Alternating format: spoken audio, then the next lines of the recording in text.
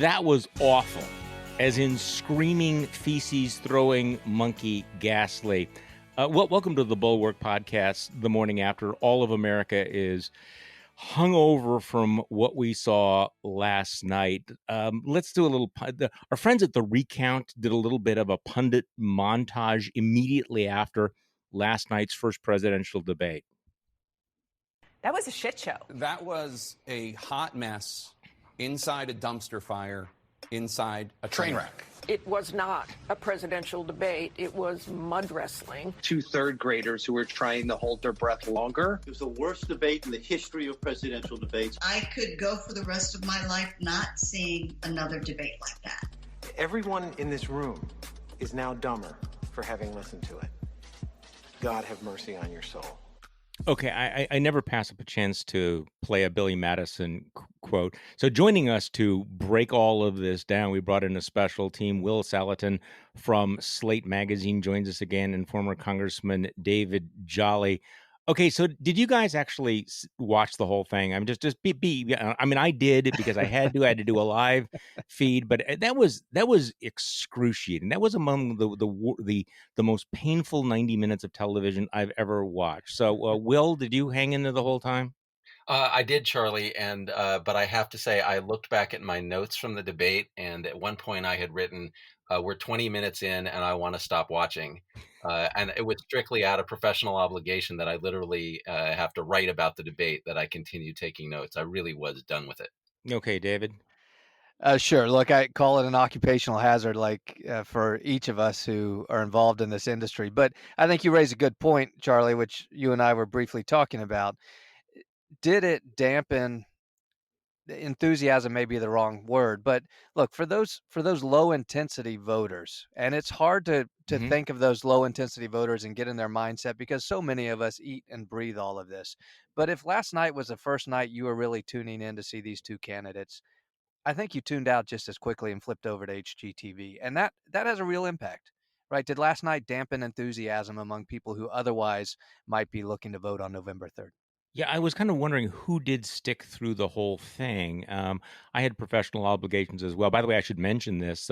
We had our first Bulwark Plus live stream right afterwards, and we were totally blown away by the number of our subscribers that signed on, given all of the other alternatives, including watching paint dry or something else after the debate. I mean, they stuck through the debate, and then they joined us. Tim Miller, Sarah Longwell, Jim Swift, and Mona Charen, and we I have to say that I had been sort of dreading having to do it because I was hoping to start drinking early during the debate, but by the end, and so about the time that Will's writing down in his notes, "I wish this was over," I said, "Screw the no drinking rule. I'm going for it." But there was a certain therapy to watching, to being able to talk about it afterwards. Look, the montage I just played, I thought was pretty good, except that, and I hate to use this term, but there was a little bit of both siderism there. I mean, look, Biden could have been sharper. I mean, he let some of Trump's jibes go unanswered. In the beginning, I thought he seemed kind of old and shaky. The constant interruptions, I think, did fluster him a bit. I thought he got better as time went on, and some of the instant polls suggest he won the night. But the real story of last night is not him. It was Trump, the president of the United States, who came in, and it sort of ping pong back and forth between horrific and shambolic. So give me your take, Will. I mean, this was Donald Trump's strategy to somehow reset a race that he was losing before that began last night. Yeah, and I feel like I want to speak to that audience of people that David's talking about who are just tuning into the election and say, folks, what you saw last night was what we in the press have been seeing the whole 4 years. I mean, you may not have watched all the White House briefings, you may not have watched all the interviews with Trump, but this is how it's been the whole time. This guy behaving pretty much this way, just breaking all the rules because he never had to follow them. He's not a politician. He comes in, he breaks rules, he gets elected. What the heck? I can keep breaking rules. He does this. And what you saw Chris Wallace do is what has happened to the press. We're just not prepared to deal with a guy who behaves this way. And so you have the bizarre spectacle of Chris Wallace saying pretty much at the end of the debate, as he's trying to get in a word edgewise, gentlemen, plural, like he's talking to both of them, because the press is so unprepared to speak to a situation where one candidate is completely violating the rules. The other one is crossing the line every so often, but there's no parity at all. And the press doesn't know how to convey that without seeming to be a player in the confrontation. I think that's an interesting point, and I was thinking about that yesterday. That if the audience really was as big as people thought, then you would have tens of millions of people who were going to see the Donald Trump that we've been watching for 4 years, but for the first time. They were, not everybody watches cable news, right? Not everybody's watching these daily briefings or the rallies. And if they stuck with it, and I'm kind of with David on this, that I think a lot of normal human beings made the right choice and turned it off.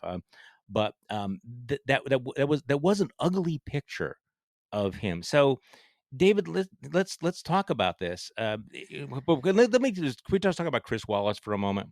So, a lot of beating up on Chris Wallace, but and I was frustrated too. But short of throwing himself on the podium or hammering a non-existent mute button, I don't know what you can do if you have somebody like Donald Trump who just doesn't give a shit about the rules, right? No, that's David, exactly isn't that kind yeah. of the story, Yeah, that's exactly right. Chris Wallace was in an impossible situation, and nobody could have performed any differently than Chris without some mechanical support of a mute button, as you mentioned, or the ability to cut to commercial.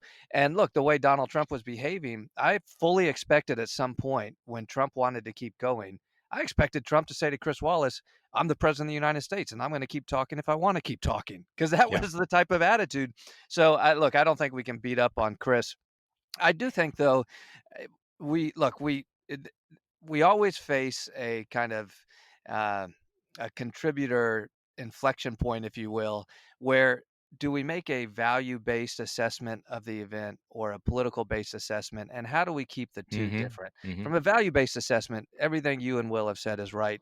Look, this is who Trump is. This is almost what we expected, and we got to see it on full display. And we can condemn it as not being presidential and a low point for presidential debates. From a political assessment, though, and it's not both sidesism, I think we did get a lot of glimpses into Joe Biden, the candidate, last night, and I don't think they were all good. Mhm. Look, he was trying to be presidential and empathetic. It's his strong point, and that's what Trump kept disrupting. But on a number of questions, there were a number of moments where I think it is fair to say, all right, who is Joe Biden, the candidate? Because we got to see him last night, and there were several questions he did not handle well at all. Give me an example. Well, so first of all, and I can't believe this isn't the story today. It was his Alexander Haig moment when he said, "I am the Democratic Party. Whatever I Yeah. say now, I am the Democratic Party." I think there's a lot of people in the Democratic Party who would say, "Hold on, Joe, you're our nominee, but we're a Big Ten." His handling of the Green New Deal, he still doesn't have a great way to handle that. And with Trump always disrupting him, it showed on the public option and Medicare for all. Again, because Trump kept interrupting him, he didn't have a clean answer.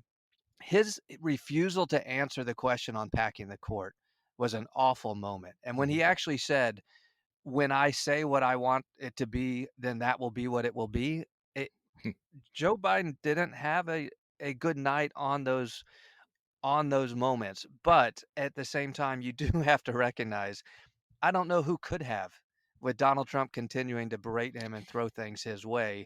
It put Biden on his heels, but even on substance, he wasn't able to deliver what he wanted to deliver Okay. last night, and it's fair to make that assessment. Okay. So, well, your assessment of Biden. Well, Did you think he was weak in those ways? not in those ways. I mean, my initial reaction to Biden was, I thought, man, this guy looks old and Yep. weak.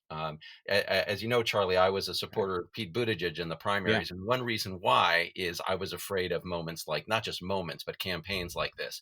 Joe Biden just doesn't have force. He doesn't seem terribly with it or coherent. I was dying for a 50-year-old on that stage last night. So I thought that from that standpoint, Biden was a little weak. But in terms of what he did say, I thought he did pretty well. And specifically, the moment that David's talking about, I actually thought that was a good moment for Biden when he said, I am the Democratic Party, for the simple reason that Trump's whole rap on Biden has been that he's a puppet of the left, that he's weak, sleepy old Joe. You may think he's moderate, but in fact, Bernie Sanders and AOC and these other people are actually controlling him. So for Biden to say that I am the Democratic Party, kind of took a firm stand and snuffed that out. And the real test for me was, what would Trump say the morning after? And what Trump did say is he tweeted that Biden alienated and lost the left during the debate. And that's a big thing, because that signals that Trump and his people are acknowledging that Biden succeeded in triangulating, Interesting. succeeded in Interesting. identifying himself with the middle against the left. And now they're going to try to play that card against Biden. Okay, so did he lose the left though? Are you seeing any indication that the Bernie Bros are going, yeah, screw Joe Biden? No, not at all. In fact, AOC Oh. already tweeted that she's, despite their differences, she's with Biden. The left, one of the things that Trump has accomplished in this election is that by being so pugnacious and threatening, he has, instead of driving the left away from the center, splitting the Democratic Party, he has galvanized. I mean, there's no one who is more willing at this point to stand behind Joe Biden and everything he says, no matter how much it doesn't go where the left wants to go, than Bernie Sanders. Bernie Sanders has been super clear that he sees Trump as an authoritarian menace, and he has sucked it up and accepted lots of stuff that Joe Biden has said to appeal to the middle. Okay, I have a slightly contrarian take to this, because I think I think, David, you and I watch debates in the same way, where because we listen to what people are saying. And in our heads we're going, this is what you should be saying. So when Trump is saying we've had these rallies and there's been no negative consequences, I'm screaming at the set, Herman Cain would like a word. But they don't do that. So I'm often frustrated, or have a different take than other people to these debates, because I go through and say, okay, here was a point that he should have made. He should have answered this point, and there were a number of those things, and some of those answers were shaky. But I wonder if, now we're talking the morning after, really the debate was not about anything they said. It wasn't about these policy positions. It is about the noise and the atmospherics that people are, we pundits will often think that yes, this difference between this policy and this policy, or the way they had it, when the overall take was just watching Donald Trump as this blustering crackhead boor, constantly interrupting and being obnoxious. So in other words, the obnoxiousness just drowns out everything that you were talking about before. Yeah, and to your point, Charlie, I said going into the debate, a divisive debate helps nobody. It certainly energizes the base, and to Will's point, the left has to stay energized. And if there are any areas where Biden can't energize the base, boy, Trump is doing it for Biden, because he is such an angry, polarizing figure that the AOCs and the Bernies are saying, look, we're mobilizing whether Biden's our first choice or not. We're mobilizing because Trump's that bad. And a divisive debate last night plays into that dynamic, right? I'm sure the MAGA crowd was excited to see Trump behaving the way he did, and I'm sure the left was mobilized saying we got to get rid of this guy. But was there any benefit to the people who are either undecided or just not motivated? Perhaps they're decided, not motivated. I got a very telling text from a friend last night. He's a financial planner or a wealth manager in Southern California who voted for Trump. I believe he voted for Trump last go round. And he and I have been talking throughout the year that he really doesn't like Trump, and he's not sure Trump deserves 4 more years. But as he watched the Democratic primary, he was that typical disaffected Republican who said, boy, I'm not sure I can buy into this. And then honestly, the Kamala pick, he said, I don't know, that might be too progressive. He texted me last night after having 2 weeks ago said he's probably going to hold his nose and vote for Trump. He said, after tonight, Trump and the Senate should just confirm Justice Barrett, and then Trump should concede the election on November 4th. And that was an interesting take of somebody who said, enough is enough. We can't take this Trump dynamic anymore. So finish off the confirmation process, get the final policies in place, and then exit stage left. Well, Will, the other overriding the point here is that Donald Trump was down by 7 points, and I'm trying to think of anything he did that would narrow that gap, because in particularly, and that he thinks that hectoring Joe Biden about Hunter Biden, which I think was one of the real lowlights of the whole night, particularly when Joe Biden is trying to talk about his dead hero son Beau Biden, and Trump just kind of rolls over him, and that was really a shit show. My guess is that that kind of exchange is really going to continue to turn off suburban women. And the story of this campaign has been just the hemorrhaging of women. I just can't imagine any undecided or soft, voters watching that back and forth and going, yeah, because of that Hunter Biden exchange, I'm more likely to vote for Donald Trump.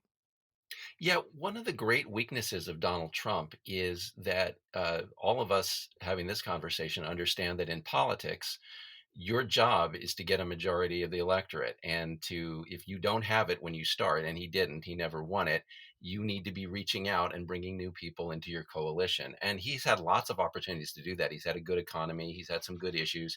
And Trump is just not capable of that. He doesn't think that way. The whole performance that he gave in this debate was what the performance you would give if you thought your job was to look strong from your point of view and to mobilize your people. What really struck me in the debate was that so many of the fights that Trump picked in the debate were not useful, were not with anybody he needed to beat. He alienated people. The Captain Queeg moment is one of them, where he's, Well, I want to get to that. why exactly do you need to go after the previous president and claim that you've been spied on? And unless you're just airing every grievance you have, why do you need to call Elizabeth Warren Pocahontas in the middle of the debate out of nowhere, right? There might be a Warren supporter out there who you could at least not alienate by doing that, or some Democrat who doesn't think you're a racist. But Trump just can't stop himself. So he may have thought that he was scoring points in some sort of bizarre way, but in reality, every one of those fights didn't help him and probably hurt him. Okay, you mentioned the Captain Queeg moment. I was going to do the white supremacy thing first, but since you brought it up, and I need to constantly remind myself that below a certain age, people don't understand what we're talking about here. Captain Queeg being the classic book by Herman Woukman. People remember it from the great scene with Humphrey Bogart, who is the captain, Captain Queeg. And he basically, under questioning, breaks down, the strawberries. I had them with the strawberries. I caught them with the strawberries. And I will tell you, there was a moment near the end, it was almost his summation, where Donald Trump went full Captain Queeg. Let's play that. I want to talk about that. When I listened to Joe talking about a transition, there's been no transition from when I won. I won that election. And if you look at crooked Hillary Clinton, if you look at all of the different people, there was no transition, because they came after me trying to do a coup. They came after me spying on my campaign. They started from the day I won, and even before I won, from the day I came down the escalator with our First Lady. They were a disaster. They were a disgrace to our country. And we've caught them. We've caught them all. We've got it all on tape. We've caught them all. And by the way, you gave the idea for the Logan Act against General Flynn. You better take a look at that, because we caught you in a sense. And President Obama was sitting in the office. He knew about it, too. So don't tell me about a free transition. As far as the ballots are concerned, it's a disaster. A solicited ballot, okay, solicited is okay. You're soliciting, you're asking, they send it back, you send it back. I did that. If you have an unsolicited, they're sending millions of ballots all over. Okay, so feel the paranoia, but I caught them. I caught them.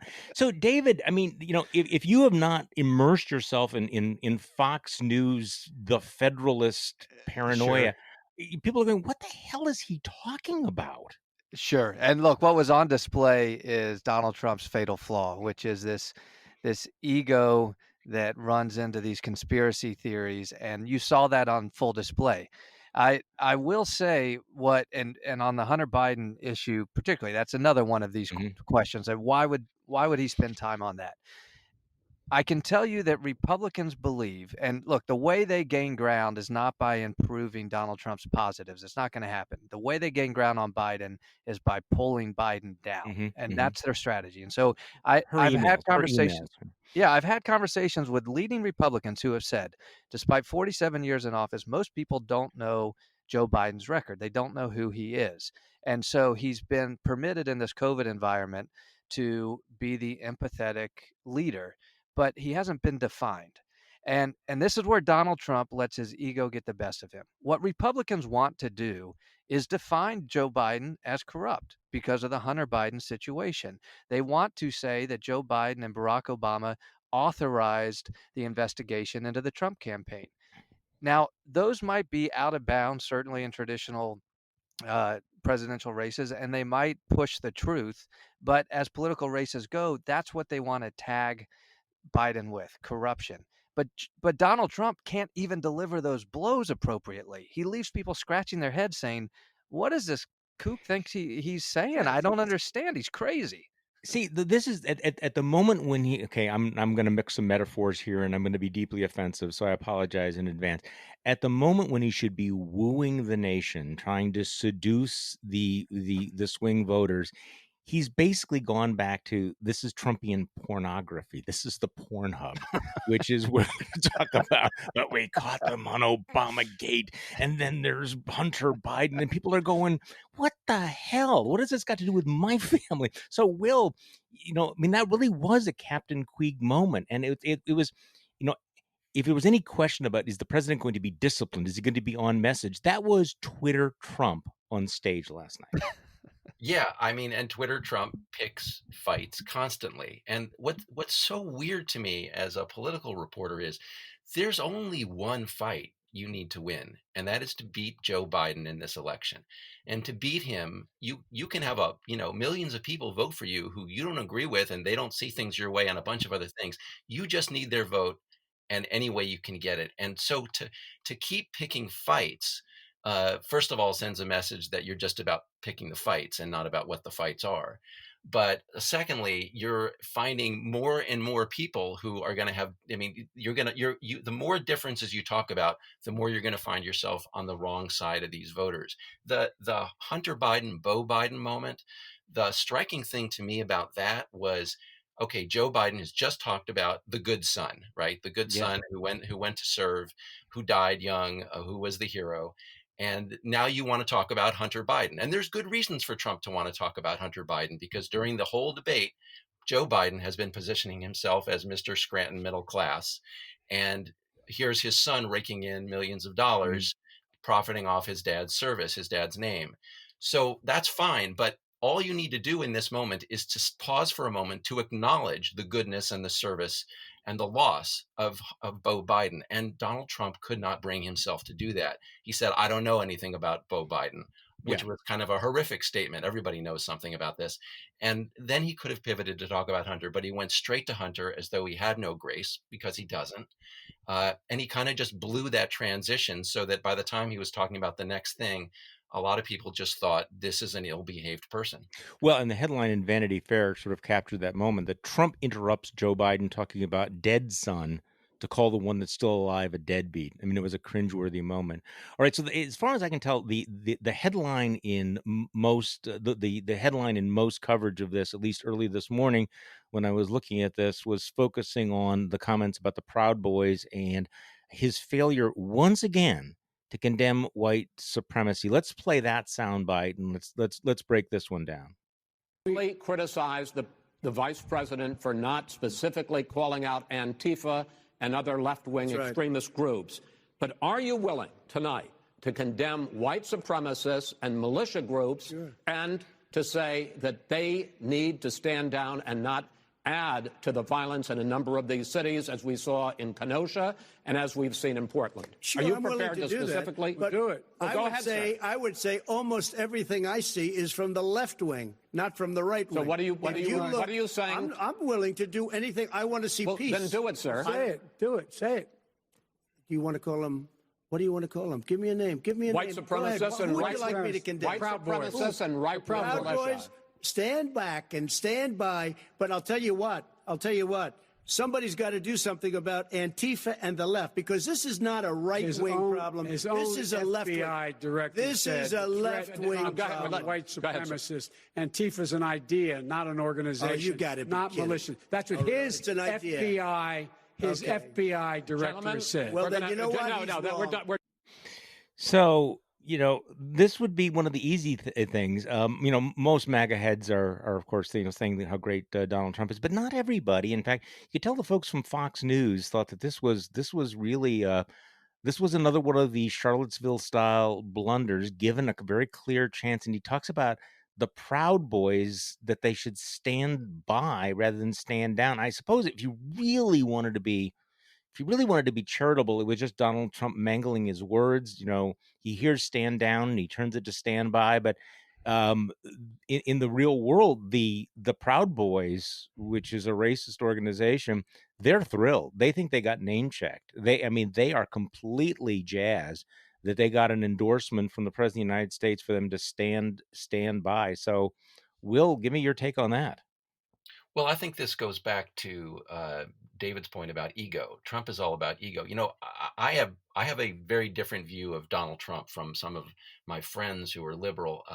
I don't think Trump is in the pocket of Russia per se. I don't think Trump is a racist per se. I think Trump is simply indifferent to all morals other than, are you for or against Donald Trump? So if you're Vladimir Putin and you're for Donald Trump, well, he loves you. He doesn't really care that you're the president of Russia. If you are a racist organization, he's happy to exploit race. He's a demagogue, but he doesn't have a deep investment in white supremacy. So all he hears in this question is that the right-wing militias and the racists are for Trump. That's all he hears. Yeah. And because of that, he's willing to overlook whether they are racists or whether they are killing people. And what was so striking to me in that moment is how quick he is. He wants to get to that but part of the sentence. Okay, I'll say what you want me to say. Stand back, stand by, whatever. But he wants to go back and talk about the left and spend as little time as possible distancing himself from or criticizing the racists on the right just because they support him. David? Yeah, Charlie, probably the darkest moment in the history of presidential debates. And I say that with some license that, look, this is a question we all will have regarding Donald Trump's views on race, and we can each reach our own conclusions. And I don't fully disagree with Will's, right? Is it just an indifference, or does he actually harbor certain feelings? And we can never know exactly what's in the heart of a man. Charlie, to your point, I tried to assess in real time, what did he just say? Because Chris Wallace teed up the stand down phrase. And Joe Biden was saying into his microphone, Proud Boys, Proud Boys, Proud Boys. And so is this Donald Trump's just word salad saying stand back and stand by? But here's where a greater assessment provides clarity for us. Fundamentally, it shows a complete lack of presidential leadership in that moment to recognize on an issue of white supremacy, I need to give clarity to the nation as to our ideals and the spirit of our country and who we are. And as the president, this is a clear moment for me to condemn white supremacy. I don't need to be prompted and I don't need to be coached through it. Secondly, if he mangled it, if it was simply a bad moment, in the history of the presidency, the first spin room statement from the White House, from the Republicans, the first press statement issued would say the president misspoke. He condemns white supremacy, and they would be on offense, but they're not because they don't care, which leads to this lingering question we all have about Donald Trump and this administration. Why don't they care about an issue so significant as white supremacy, which is why I think it probably was the darkest moment in the history of presidential debates. See, this is an interesting question, and I think Will's on to something that in many ways, Donald Trump, his narcissism makes him an empty vessel. He is kind of the Trojan horse for everyone, which is kind of ironic because this is the allegation against Joe Biden that he's a stalking horse for the far left, when in fact Donald Trump has made it clear over and over and over again that he will embrace or wink at any extreme right-wing, white supremacist, white nationalist organization as long as they support him. But to the comment about what happened last night, you cannot look at it in isolation. This has been a pattern since he began this campaign. From the moment that he and Steve Bannon decided that white nationalists were part of his coalition, he has again and again and again refused to do just the basic, easy gesture of distancing himself from him. Or if he does do it rhetorically, he will walk this back. And so he's breathed life into them. He is the wind beneath their wings. He's giving them, the wink and the thumbs up. He's encouraged them to go into places like Portland. He has encouraged the militias. He has encouraged the kind of vigilantism that you've seen in Kenosha, Wisconsin. So even if you wanted to say put your blinders on and go to just those words, maybe there's some sort of a rationalization, but there can't be a rationalization for the last half decade of Donald Trump doing this, right, Will? No, there can't be. I mean, and in a way, I think the fact that Trump is a sort of a social arsonist rather than having deep-seated views about Russia or about racism. And by the way, I'm not saying the guy's not a racist. He's clearly got racial resentments and racial feelings about various groups, but he doesn't stand out so much in that way as he does his willingness to treat everything as an incendiary liquid that he can throw on. And it's almost that he doesn't understand how to appeal to anyone other than by appealing to their resentment. So he's happy to appeal to African Americans by talking about Joe Biden, calling them predators. He's happy to talk about how he's created more jobs for Hispanics and Blacks and everyone else. He just doesn't feel in his guts what it is like to be Black in this country and to be afraid of these right-wing militias. And he doesn't, it's almost a weakness of the narcissist, right? I mean, the weakness of the narcissist in a way is democracy. It's that everybody gets a vote, including the people you don't like or don't care about. And if you want to reach them, if you want to bring them into your coalition, you need to speak to their worries and their fears. So when you hear about the Proud Boys, if you had some empathy for people who were different from you, you might say, I just want to assure you all that I stand firmly against this, and this is not what America is about. But he doesn't have that. No, that's easy. And there's a sort of related thing to this as well, which is his fascination with the strong man, with the Ubermensch, right? And you see this in a lot of Trumpian media that he relishes the cruelty. This is also part and parcel of his fascination with people like Vladimir Putin. He will tell stories about atrocities. He will tell stories about the use of force and crushing your opponents. There's sort of this weird fascination with this, and then you blend it together with with groups like the Proud Boy, which are strutting around. The fact that they are also white nationalists. And, I don't like to use words like fascist. I really do kind of feel that the first person that plays that card loses. But there's a really disturbing trend in all of this. And his sort of lack of respect for democratic norms. Okay, I have to ask this question because it's sort of hanging out there. There are two more debates. We're going to have to go through this two more times. There have been a number of people saying, you know what, if they don't fix this, they should just cancel the debates. They shouldn't have the debates. Joe Biden should say, I'm sorry, I'm not going to participate in another shit show. Your reaction, are we going to go through this two more times? I mean, my gut says there's no way that Joe Biden walks away from the debates because he can't. But should there be more debates? What do you think, David? So I had made the case that Joe Biden shouldn't debate Donald Trump at all, and it goes back to a lesson. I learned a lesson in Congress. When I was in the U.S. Senate race, there was an opportunity for a debate, and I had a fellow member of Congress say to me, "Hey, you can't debate a liar."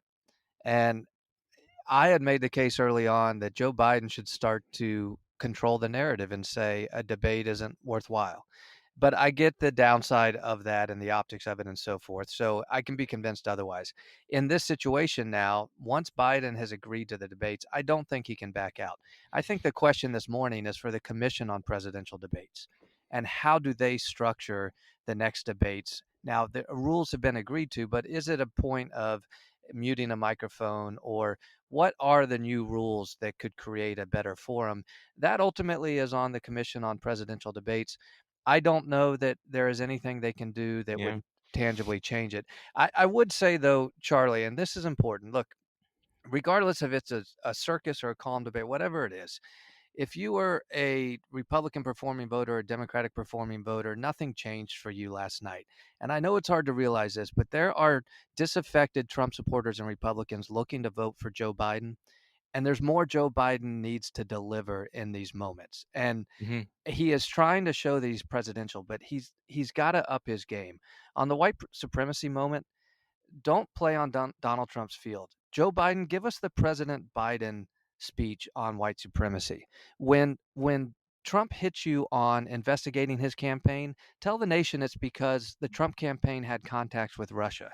When Trump hits you on Hunter Biden, tell Donald Trump, I'm not sure the nation wants to talk about children of the president or the presidential candidates. Be crisp with that. And on COVID, stop struggling over the shutdown or not, and don't let Trump define you on that. Tell the nation you want the nation to be safe. Give us the Joe Biden presidency. I don't think that was delivered last night. Look, Biden won because Trump lost. Yeah. But there is a group of Americans looking for Biden to deliver more for them. Don't lose sight of that in the next debate. Will, do you agree with that?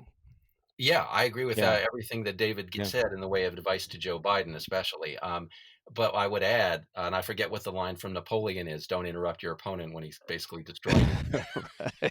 So that bit of wisdom applies not just to a moment, but every debate clearly now is an opportunity for Trump to destroy himself. I mean, if the result of the first debate was Trump broke all the rules and he got away with it, and in fact the polls afterwards showed people liked his performance more, and that now you have something to worry about. But given that it went the other way, if I'm Joe Biden, I'm showing up to every opportunity I can with Trump simply because it's a good bet Trump will behave in pretty much the same way and get the same results.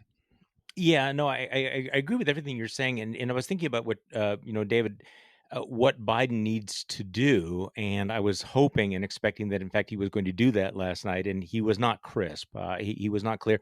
But I used a line yesterday when I was doing my newsletter saying that no matter how well Joe Biden is prepared, debating Donald Trump is a little bit like doing trying to decline Latin verbs in the middle of a hurricane of bullshit, because for Donald Trump, and let's give his lizard brain some credit here.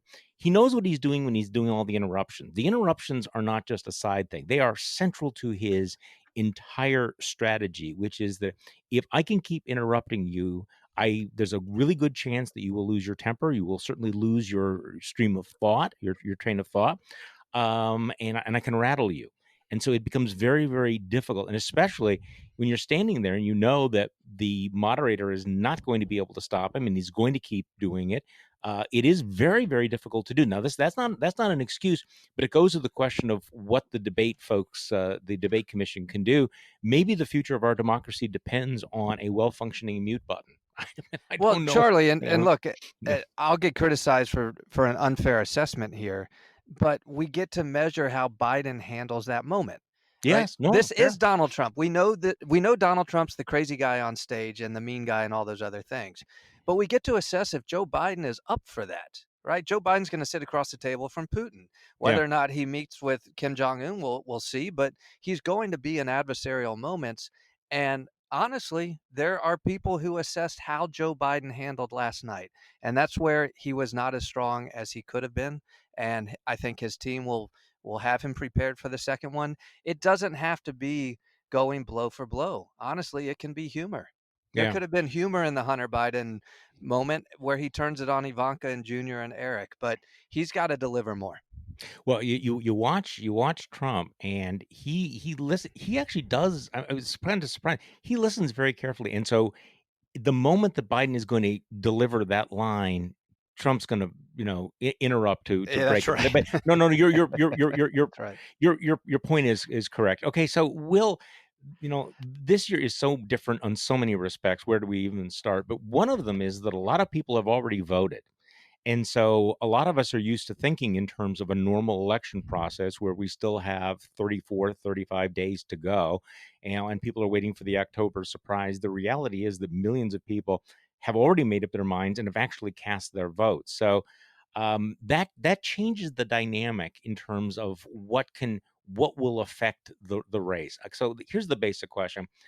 I just don't think that last night changed the fundamentals of this race, which have been, I know it's a cliche now, but it's a cliche because it's true, just remarkably stable. I mean, it is, I don't recall ever a presidential year where the numbers have been as consistent as they are right now. And I just don't see last night changing that dynamic. So, Will, give me your sense of the way this campaign is flowing, given the fact that really literally today is election day for many Americans. Yeah, well, I will say on the bright side for Trump, I mean, he is the person trailing in the race, so he needs to win people who are presently undecided or not sure whether they're going to vote. The good news for Trump is that although people have started to vote, the people who have started to vote are the ones who knew what they wanted, right? They're the ones who knew I'm for Biden, I'm for Trump. Yep. Very good. So as we go along, the remaining electorate will be the people who are, by definition, still in play. So those folks, to some extent, are still available, but in some of the polling last night, in some of the there was a CNN focus group I saw where you can already see Trump starting to lose people. There's a CNN focus group of Ohioans, right? Two of them, most of them stayed undecided. That's the nature of undecideds, unfortunately. Two of them went to Trump and four of them went to Biden. That's four people gone from that group who Trump desperately needed, right? He needs to start cleaning up among the remaining people. And so his number one, he's not moving the race in his direction. And number two, he's losing people, not even with his positions, just with his behavior. And he just can't afford that. He's got so little margin. I was really struck looking at some of the state polling and how many states Joe Biden is basically around 50% in the polling. It's above where Hillary Clinton was, and it just gives Trump no margin. So he desperately needed to make a difference in this first debate, and he didn't. And I'm not sure in debates 2 and 3, assuming they happen, that those folks will be particularly open to hearing from the guy who behaved this way in debate 1. Okay, so David Jolly, we're almost done here, but give me the net effect of the story that would normally be just consuming us all, the Supreme Court nomination, Amy Coney Barrett, who I think is a very attractive candidate, certainly for conservatives. And by attractive, I'm not referring to to her looks. I'm referring to her record and her ideology, from the Republican point of view, and she's going to be confirmed. But is this a net? I mean, and Republicans and Trumpists think that this is a net positive for the president. That once she's sitting there and they see the Democrats overplaying their hand and beating up on her, that this in fact will help Trump in the election. But what is your sense about the net plus or negative of that Supreme Court nomination? I don't think it makes a bit of difference. Really? If you're a highly informed, highly enthusiastic partisan voter, you see the world one way or another. If you are the available, persuadable voters, look, Donald Trump had the right point last night, despite Mitch McConnell and the Merrick Garland rule, which is not a Garland rule, and the intellectual hypocrisy. When Biden said people have elections to decide these things, that's true. Donald Trump's response was, and I was elected for 4 years, and there's a vacancy, and I'm going to fill it, and the Senate is controlled by Republicans. This is not a fight Democrats are going to win. They can argue over the traditional SCOTUS issues around abortion and immigration and healthcare to mobilize their base. Republicans will do the same. This is not going to persuade any voters in my estimation. And I agree with Will's point. This is a president who's in a unique situation of having to gain ground and having to create momentum. And every time he has a platform to do it, he blows it. And that's what happened last night, which is why, Charlie, I think the White House has a strategy to try to get this to the House of Representatives under the 12th Amendment. I think their plan on slowing ballots is to prevent state certification of certain results, kick this to the House of Representatives. You've got a 26-23 Republican state majority and one, I believe, that state that's tied, and that's their fallback strategy if they can pull that off. Okay, so Will, your thoughts on the Supreme Court nomination? Yeah, well, I'm still thinking about what David said at the beginning about pocket the friend I think, or I forget who it was, but said, let's pocket Amy Coney Barrett, let's pocket the 3 Supreme Court appointments and get Yeah, rid of Trump. I right. mean, I think Trump is basically used up at this point. The Republicans who made a bargain to accept this guy as president in order to get judges through and get tax cuts, they got it.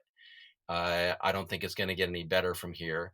Trump has been out on the campaign trail at all his rallies talking about the Supreme Court and how important it's going to be for the next 4 years. Well, it turns out it's not going to be so important because you just got that third justice you wanted. And so I'm not sure that's going to work in Trump's favor in terms of people Interesting. saying, I need to vote for Trump to get that seat. They've I already think got it. I think this is an underappreciated point, that once you've got it, you take the air out of the balloon. That, that it would have been in Trump's interest to say, the Supreme Court is on the ballot here. You need to vote for me if you want to get this, because otherwise, for a lot of the transactional Republicans, they went along with all of this stuff because they wanted the Supreme Court. Well, they've got the Supreme Court. Do you want all the other stuff? Do you really want to put up with 4 more years of that? I don't know. So, David, you planted this thing about this this dystopian vision of this going to the House of Representatives. This is why I've been reading up on the election of 1824 so much, because but That's right. the corrupt bargain, because that actually did happen and did long-term damage to American democracy. These are easy things for the president to do, to say, of course I will accept the election, of course I will accept a peaceful transition, and his aggressive refusal to do that again last night, ought to be one of those moments where you go, look, take him at his word when he says that this is what he's going to do, that he's going to challenge the legitimacy of this, and that barring a landslide victory, he's prepared to do whatever it takes, no matter how much damage there is, to hold on to the office. And every time I think it can't get any worse than, here's the worst case scenario, somebody else can come up with another worst case scenario, right? So, Will, what's your worst case scenario, or are you the optimist in the group here? Oh, wait, sorry, about the voting in the election? Yeah, I mean, whether we're going to end up in the House of Representatives. I mean, I don't know what's the worst. Is it the Supreme Court, deciding 5-4? Is that the worst case scenario? Is it a House of Representatives voting by states? Because what percentage of Americans know that that's the way it's decided? Or is it what? Is it, dueling slates of electors? I mean, you can come up with, 2,000 with the hanging chads is going to seem like a, garden party with cucumber sandwiches in comparison. Well, technically, of course, the way it would actually work is there would just be this endless litigation, and you'd run into the clock. The clock would be running out, and you'd have to bring in courts and eventually the Supreme Court to settle it, to cut the difference. I'm skeptical of the slate of electors strategy, but we could end up there. I personally think that Joe Biden was right in the debate, that the panic scenarios are overrated, and that what's actually going to happen is there will be a vote. It will be clear who won. It will be Joe Biden, and that Trump, for all his talk, will walk away. There's just a misunderstanding of Trump, that he's we talk about him being a fascist, about an authoritarian. He has those tendencies, but he's a businessman. He just wants to make money and appease his ego. So he's not going to fight to the bitter end for an office. It's not the office he wants. He wants fame. He wants wealth. He wants And those things grievance he has in too. the private sector. Right, he wants grievance. He wants to be able to say, I was not beaten. It was Right. stolen from me. But But I it's not. do. It's that he wants to be able to say he didn't really lose, not that he Right. wants to fight to the bitter end about it. I do Yeah. wonder what the legal issues are, because the moment he walks out of that White House, he becomes much more vulnerable, not just to the criminal prosecutions, but to $400 million in debt. So there's a lot of reasons why he might do extraordinary things to hang on. But you want a last word on this, David? Yeah, Charlie, I'll just give a quick glimpse of the strategy here. And I agree with Will and Joe Biden that as president, there's really nothing Donald Trump can do to interfere with the election. But as a candidate, he can. And this is the strategy. As a candidate, he can litigate the results at the state level. And if he can get a court, and the 2000 Supreme Court decision was on whether or not the Secretary of State of Florida could certify the election.